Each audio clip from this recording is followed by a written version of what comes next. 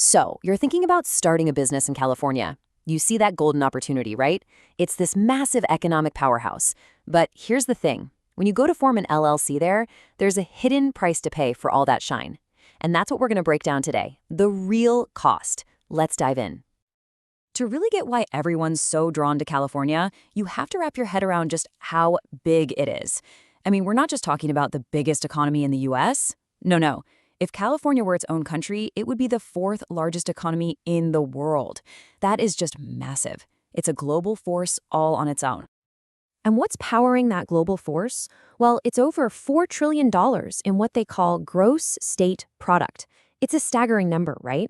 And it's exactly why so many entrepreneurs, probably like you, want to get in there and make their mark.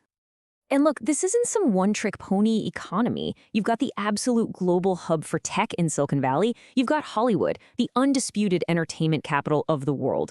Then there are the ports. We're talking nearly half of all U.S. imports flowing through there. And on top of all that, its farms outproduce every single other state. It's this incredibly dynamic, diverse ecosystem for pretty much any kind of business you can imagine. Okay, so the opportunity, it's undeniable. But, every smart entrepreneur knows what the next question has to be. What's the price tag? What's it really going to cost me to stake my claim in the Golden State? Let's find out.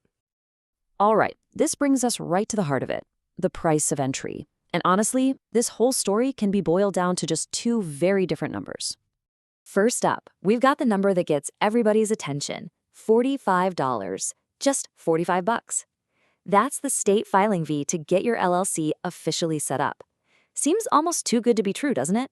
An easy, cheap way into that $4 trillion economy.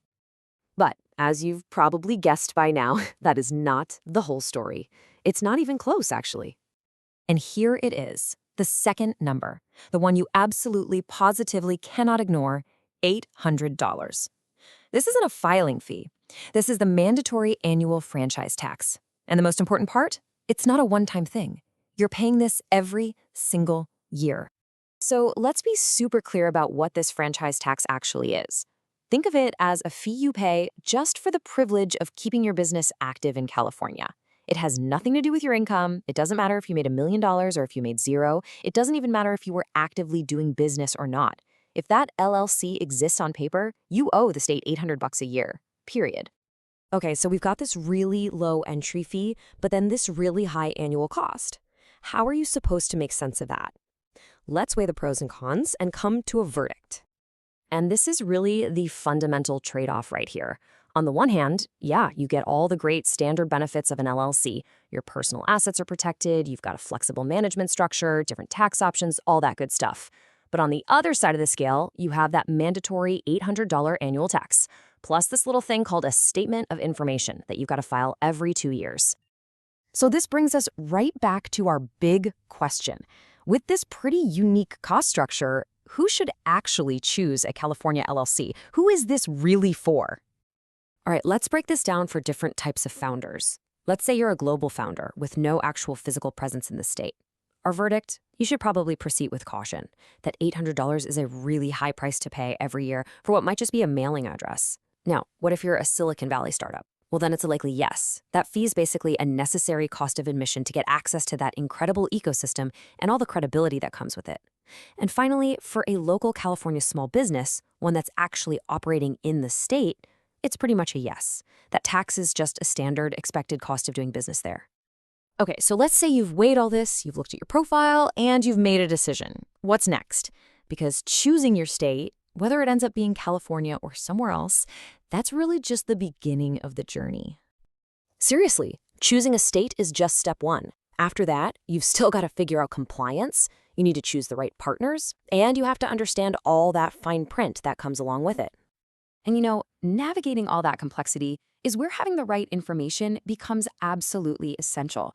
That's really why StartupSole exists, to give you unbiased data and really clear comparisons so you can confidently pick not just the right US state, but also the right partners for your business.